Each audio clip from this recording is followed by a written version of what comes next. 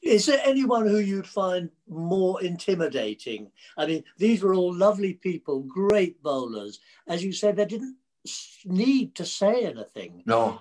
But some are more, apart from Fred Truman, who of course was before me, but so he must have been quite intimidating. But anyone else in? I mean, the Aussies tend to be a little bit less quiet. I've found. I don't know about you. Well, I found in 1974-5 on the Australian tour that I thought they were a fantastic team. They were wonderfully led by Ian Chappell. They had Rodney Marsh behind the stumps. Ashley Mallett was the spin bowler. Max Walker was third seamer. Lillian Thompson were the opening bowlers. Ian Redpath, Ross Edwards. I thought they were fabulous blokes. And certainly Greg Chappell at number 3, a world-class player. I didn't hear anything untoward from any of them other than encouragement between themselves, and there would be an odd yarn, but we're in an era. Let's not forget, in 1974-5, at the end of every day's play, you would intermingle in one of the dressing rooms. You would go to their dressing room. Tradition. It was tradition. At the end of a day's play, you would go into the fielding team's dressing room and you'd chew the fat and have a chat, and battle would resume the day after. And so we spent social time with them. I can understand now that it's different. It's a more aggressive game. The game present day is an aggressive game, and it's a game of challenge. The challenge of the umpire. The umpire is challenged on his decision by the players. Now, I wouldn't like to have challenged Eddie Phillipson, Charlie Elliott, Sid Buller, Tommy Spencer. You would never challenge them, never. You know, the umpire in a different era was the arbiter of the game. He was the boss. And now umpires are having to tread softly with players to manage the game. Now, I don't like that, and I would change that tomorrow. And I would, and it's controversial, I would definitely have red cards and send them off the field. Foul and abusive language to a player or official, straight off the field. Off you go. Bumble, who are your favourite? Because umpires were such, when we played, and I'm sure they still are, but there were such characters. And we loved them, really. And I think they loved us, sort of, nearly. Who were your favourite? Who were the favourite umpires? Because you had a warm relationship, I think, with all of them, really. Yeah, Tommy Spencer I've mentioned. I'll come back to Tommy in a second. Ray Julian I umpired with, and he was an outer. He just give people out, Ray. And he said he'd always like to keep the game moving along. And so he would give them out. What was it? Arthur Jepson. He had a voice like a foghorn.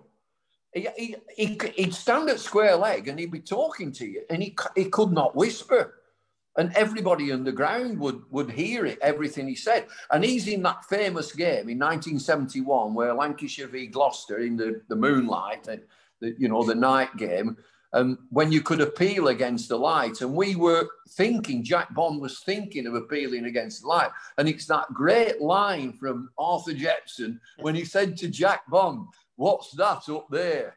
And Jack said, "Well, that's it. It's the moon." He said, "Well, how much further do you want to see?"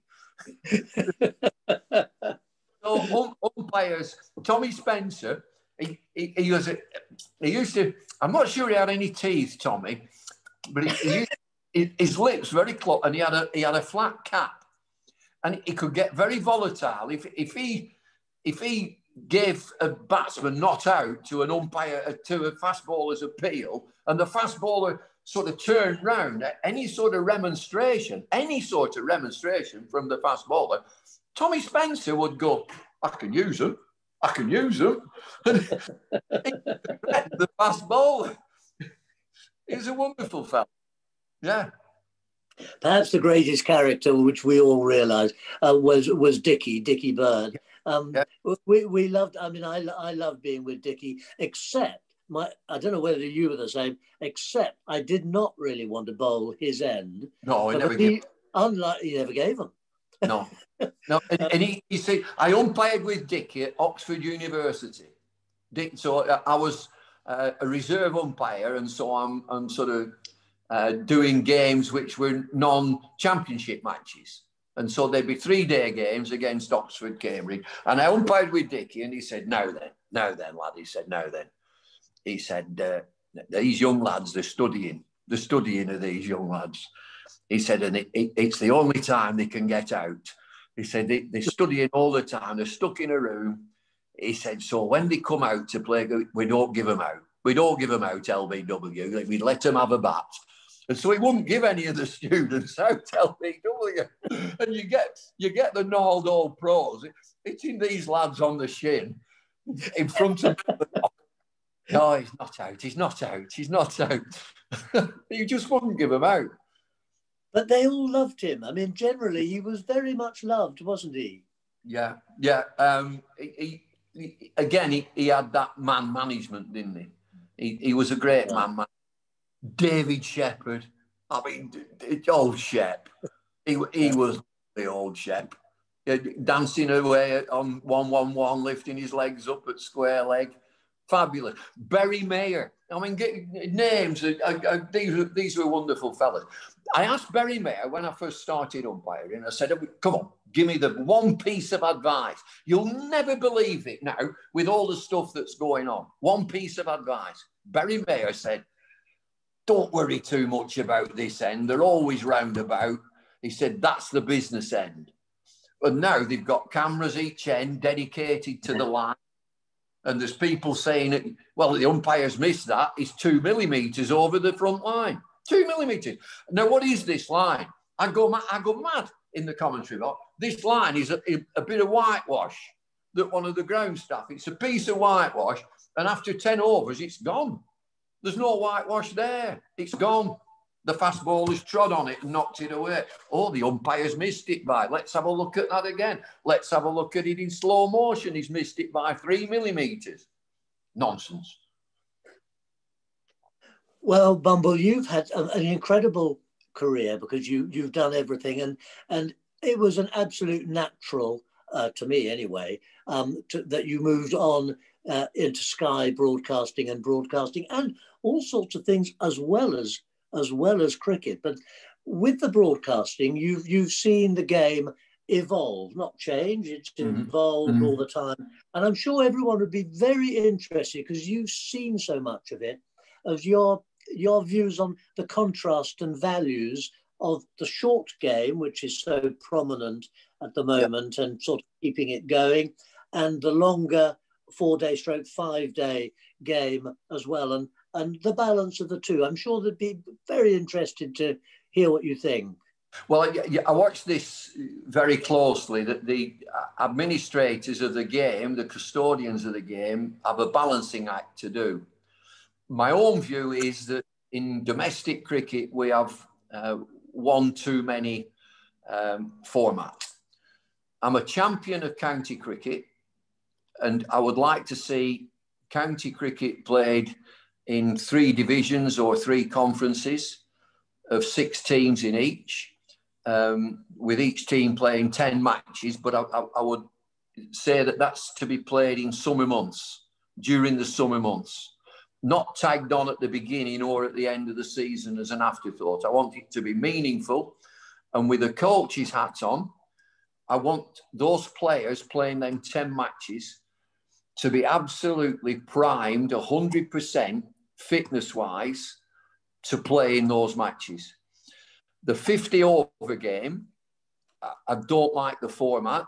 I would much rather and much prefer a straight knockout as it used to be, but I would also include minor counties, in that the minor counties would play preliminary games to come into the competition proper, a bit like the FA Cup, and for it to be a sudden knockout.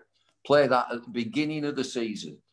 The T20 Blast is a wonderful competition, fantastic competition, great fun, but it's 138 matches. I think it could reduce that to at least 100, to make it 100 matches. And the new competition that's coming in, I'm all ears for the 100. I understand what's behind it to introduce a new audience. I would make it as quick as possible. I suspect that it's 100 deliveries to accommodate the BBC or the terrestrial viewer, the broadcaster, to make it as short as possible for scheduling. Scheduling is a big problem in cricket at the minute, but I would play that as a celebration towards the end of the season. One or two of these competitions would overlap, but my main concern would be the well-being of county cricket. As for the standard of cricket, I don't think it's been better than it is right now. I think the standard of the players, the skill of the players is fabulous. Not to say that great players of a different era, of course they would adapt. Of course they would. Players would adapt. And to just understand that, Alistair Cook is one of the greatest cricketers that we've had. His runs tell you that. But you wouldn't pick him in a one-day team. You just wouldn't. There are far, far better players. And so going back in an era, Geoffrey Boycott was a fantastic cricketer, a wonderful player, as brave as they come, as technically correct as they come. But you wouldn't pick him in a one-day team. And so, you know, the game has evolved so much. And I'd sit on the seat that I'm given, and I've got a fantastic view. Round the world, there's so many times I think, my goodness, how's he done that? Either with the ball, fielding, catching, or with the bat. I mean, the athleticism and the mobility, the flexibility of players is incomparably different, isn't it, Bumble, from, let's be honest, when we played. But I'd also be interested because adapting to these new styles of cricket, trying to accommodate tradition with the financial aspects of the game and maintaining and sustaining it. But at the same time, you've had to adapt in the broadcasting world. When you kicked off with Sky, it would have been very different, and your commentary would have had to adapt, I imagine, or your commentating and relationship with the commentators with these different formats. Yeah, very much so. And certainly in a test match, there is time for reflection in a test match. Or, you know, we would all like to do, all of us would like to do more championship cricket, but there just isn't enough time. There's not enough days in the week. But in test match cricket, there is, the game can meander, and, you know, you can have moments of reflection. But in these 20 over matches and so on, you're almost full on. I'm not a fan. I'm not a fan personally of analysis during the game. I think that at the breaks, the lunchtime, tea time, that's the time to get on your big board and start analysing. I'm not a great fan of it during play. I think you call the game. And again, I mean, just coming into my mind that I had goosebumps when I was lucky enough to work for Channel 9 in Australia with my all-time broadcasting hero, Bill Lorry. I did a spell with, I was that nervous going on with Bill Lorry because he is as good as it gets for me. Tony Cozier was fantastic. There's Richie, of course. So Christopher Martin Jenkins was a brilliant broadcaster. And so you miss these people. But, you know, life goes on and other guys are coming in. I work with some fabulous commentators now in Nasser Hussain, Michael Atherton, Rob Key, wonderful presenter in Ian Ward. Shane Warne is different. His perception of the game and the way that he sees things is very special. I mean, a world-class performer. But Bumble, you've also developed, you obviously have the expertise of the game, but also you're an entertainer. You make it fun. And obviously the short game is right up your street in terms of fun and games. And we all know that you've had fun with the finals day of the 2020 and developed the sing-song, and we've all had a laugh. So there's a balance of, I'm interested how you balance the entertainment, which is fun and a laugh and a giggle for thousands of people who are only just cricket fans, and the serious side, balancing the entertainment with serious. I think that just comes. It's nothing planned. You know when you can move off piste. You know when you can go into the crowd, and you know I've developed that. With these wonderful earpieces that the people have, they're listening to the commentary. They're either listening to Test Match Special or they're listening to Sky. And so you can have some sort of conversation and say, oh, the chap with the blue hat there and the sunglasses and a nice scarf and sat next to that lovely lady, I wonder if he's listening. And when my mother worked in a weaving mill, and so everything was lip reading.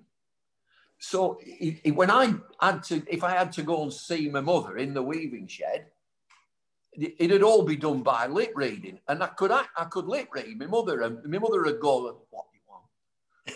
I come for the key, and so I can tell sometimes what these people are saying, and I'll say, "Well, where have you come from?" And they'll say, "Oh, I come from Slough." "Oh, you come from Slough, have you?" "Yeah, that's not."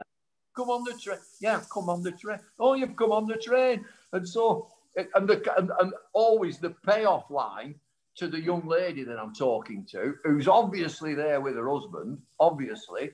I see you brought your father with you.